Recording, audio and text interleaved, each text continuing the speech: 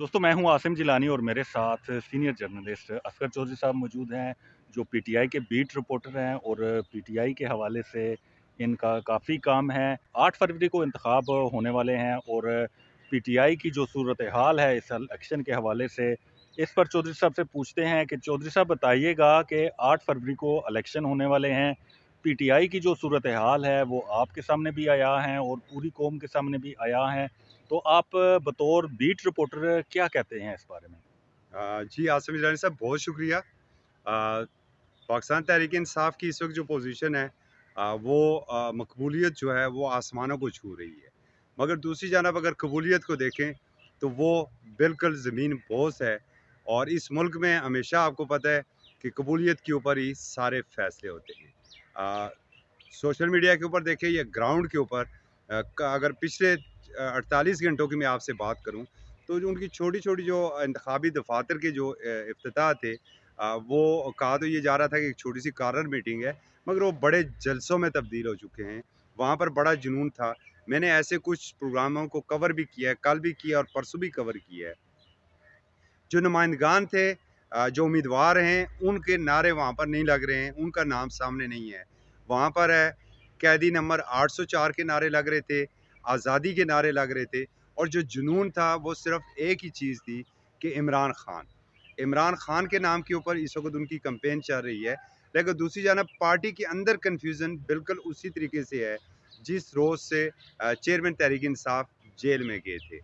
समझ नहीं आ रही है पार्टी के कायदीन को। एक तो सच्ची बात जो ये है कि जो क़यादत थी, जो सियासी क़यादत थी, वो तो है जेलों में।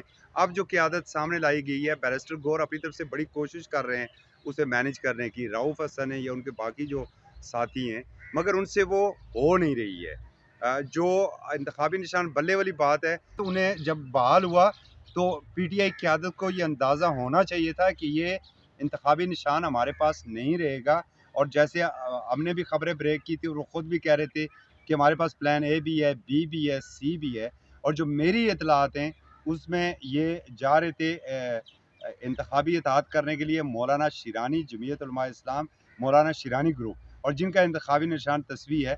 ये 72 घंटे पहले मैंने इस खबर को ब्रेक भी किया था, मगर फिर वो बल्लेबाज़ की जानब चले गए। अब बल्लेबाज़ की जानब पता नहीं उन्हें कौन लेकर गया। ये पीटीआई को अपनी सफ़ों में ज़रा खुद वो जैसे कहते हैं ना कि मंजी थले डांग फेरना, वो उन्हें फेरनी चाहिए। अगर तस्वीर इंतखाबी निशान होता तो वो इंतखाबी निशान उनसे छीन नहीं सकता था और आपको वैसे भी पता है कि मौलाना शिरानी जो एक बड़ी स्ट्रांग आवाज़ है और उनको इस तरीके से कोई प्रेस कॉन्फ्रेंस या बयान उनसे दिलवाया नहीं जा सकता था। शिरानी साहब के साथ-साथ वादतुल मुस्लिमीन का भी नाम लिया जा रहा था कि उनके साथ भी हो सकते हैं। जी, बिल्कुल हो रहा उनके साथ भी बातचीत हो रही थी और हतमी फ़ैसला जो था वो मौलाना गुल नसीब से मुलाकातें भी इनकी हो चुकी थी। लेकिन ये समझ नहीं आई है कि अचानक वो बल्लेबाज़ की जानब कैसे चले गए और फिर जब बल्लेबाज़ का जो कुछ हुआ और उसके बाद आप ज़रा गौर करें जो इंतखाबी निशानात पाकिस्तान तहरीक-ए-इंसाफ के उम्मीदवारों को मिले हैं, मतलब जूता इंतखाबी निशान, अली अमीन गंडापुर को बोतल का निशान दिया गया है, किसी को मिर्च का और किसी को बैंगन का भी। बैंगन, दरांटी इस किस्म के जो है वो इंतखाबी निशानात दिए गए हैं। अभी रात को पीटीआई ने एक फ़ैसला किया है, नई हिकमत अमली ये अपनाई है कि उनकी जो उम्मीदवार थे, उनकी हतमी लिस्ट वही उम्मीदवार होंगे जो उनकी अपनी ऑफ़िशियल वेबसाइट के ऊपर होंगे। ये सूरत हाल तो इस वक़्त ग्राउंड में है। दूसरी जानब अगर आप देखें तो मुस्लिम लीग नवाज़ जो मियाँ नवाज़ शरीफ हैं या उनकी टीम है, वो हमें ग्राउंड के ऊपर इंतखाबी कैंपेन चलाने के लिए अभी तक नज़र नहीं आई है। पाकिस्तान पीपल्स पार्टी की बात करें तो बिलावल भुट्टो की गन गरज जारी है और उनका निशाना सिर्फ़ और सिर्फ़ जो है वो इस वक़्त मियाँ नवाज़ शरीफ हैं या मुस्लिम लीग नून की टॉप लीडरशिप है। वो बिल्कुल अपना उनके निशाने के ऊपर ना तो इमरान खान है, ना ही पाकिस्तान तहरीक-ए-इंसाफ है। इससे भी ये लग रहा है कि पीपल्स पार्टी भी जो है वो नरम गोशा रख रही है पाकिस्तान तहरीक-ए-इंसाफ के लिए। तो ग्राउंड इस वक़्त जो बना हुआ है, अगर मैं फिर कहता हूँ कि अगर इलेक्शन 8 फरवरी को हो जाते हैं, बज़ाहिर नज़र इसलिए नहीं आ रहे हैं कि ग्राउंड के ऊपर मकबूलियत सिर्फ़ और सिर्फ़ पाकिस्तान तहरीक-ए-इंसाफ की है और जहाँ पाकिस्तान तहरीक-ए-इंसाफ की मकबूलियत इस अरूज पर पहुँची हो, वहाँ पर मुमकिन नहीं है कि 8 फरवरी को इलेक्शन हो जाएँ। एक नई रेज़ोल्यूशन सेनेट में जमा हुई है, एक आज़ाद ग्रुप के सेनेटर की जानिब से उसको भी बेस बनाया जा सकता है। बाकी आगे मौसम भी सख्त आ रहा है, तो अगर इलेक्शन हो जाते हैं तो पाकिस्तान तहरीक इंसाफ के उम्मीदवारान मैदान तो मार लेंगे, लेकिन इनको जो बाद अज इलेक्शन है, पोस्ट इलेक्शन, उन्हें कंट्रोल कैसे करेगी पाकिस्तान तहरीक इंसाफ, ये अभी तक कोई चीज़ हमारे सामने नहीं आई। साहब, हमारी जो चेयरमैन पीटीआई बैरिस्टर गौर खान से मुलाकात हुई थी, तो आपने एक सवाल किया था कि इलेक्शन वाले दिन धुंध ना पड़ जाए, तो इससे आपकी क्या मुराद थी? और दूसरा, अगर पीटीआई ने जिनको टिकट दिए हैं तो आप देखें कि 21 खवातीन को दिए, वकला को बड़ी तादाद में दिए, एक सहाफ़ी को भी दिए, सीनियर सहाफ़ी हैं। तो अगर ये ग्राउंड पे आकर कैंपेन नहीं चलाएंगे तो आप कैसे समझते हैं कि ये कामयाब होंगे? इनके जो पोलिंग के लिए अमला होगा, उनको आज़ादी होगी, इस पर आप क्या कहते हैं? देखें, पाकिस्तान तहरीक इंसाफ एक मुनज़्ज़म जमात है।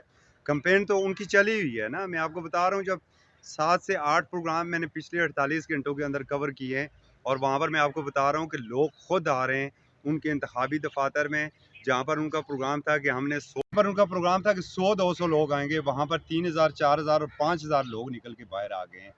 तो इंतखाबी कैंपेन तो उनकी चल रही है। और ये जो पाकिस्तान तहरीक इंसाफ के लिए पिछले दिनों आपको पता है सेंटर सेक्रेटरीट बंद की जा चुकी है कि कुछ हल्ले गुल्ले का ख़तरा था।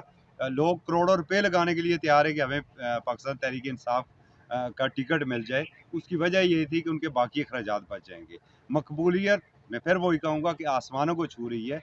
और धुंध की बात है, जैसे आपको पता है कि 2018 के इलेक्शन किस तरह हुए थे और उनके नताइज कैसे हुए थे, RTS किस तरीके से बैठ गया था, खदशात ये मौजूद है। मगर पाकिस्तान तहरीक इंसाफ ने भी इसका कुछ न कुछ तो हल निकाला हुआ है। उन्होंने एक तो ये कहा है कि अपने जो उनकी हिकमत अमली है जो अभी तक सामने आई है, कि उन्होंने अपने नौजवानों को मोबिलाइज रखना है, वो सड़कों के ऊपर वो रहेंगे। फिर उनकी ख़वातीन बड़ी तादाद में पोलिंग स्टेशन के ऊपर रहेंगी, और वो फुटेज जो है वो सारा दिन वो फुटेज बनती रहेगी। तो देखें तो आगे साहब, क्या। आज पीटीआई ने सुप्रीम कोर्ट से जो एक दरख्वास्त उन्होंने दी थी, आज उस पे हियरिंग भी होनी थी कि लेवल प्लेइंग फील्ड हमें नहीं मिल रही, तो वो वापस ले ली है। तो अब कैसे ये मामलात आगे चलेंगे? और अगर इंतखाबात होते हैं, गवर्नमेंट बनती है, तो उस गवर्नमेंट को आप कैसा देखते हैं? देखें, सबसे ज़्यादा ज़रूरी इस वक्त इस मुल्क में इस्तेकाम है। जब तक सियासी इस्तेकाम नहीं आता, आपकी और मेरी जेबों के ऊपर टाके इसी तरीके से पड़ते रहेंगे, गरीब इसी तरीके से पिसते रहेंगे। होना ये चाहिए, अब इंतखाबात का हो चुका है, ऐलान हो चुका है, शेड्यूल सब कुछ सामने आ चुका है। अरबों रुपए के अखराजात हो रहे हैं। इस वक्त तक इलेक्शन कमीशन को अरबों रुपए वजारत ख़जाना की जानब से जारी हो चुके हैं। अब इन्हें शफाफ और शफाफ बनाया जाए, ताकि, और दूसरी जानब पूरी दुनिया के मुबसरीन भी आ रहे हैं, वो भी इसको मॉनिटर करेंगे, तो कोई नया दाग हमारे माथे के ऊपर ना लगे।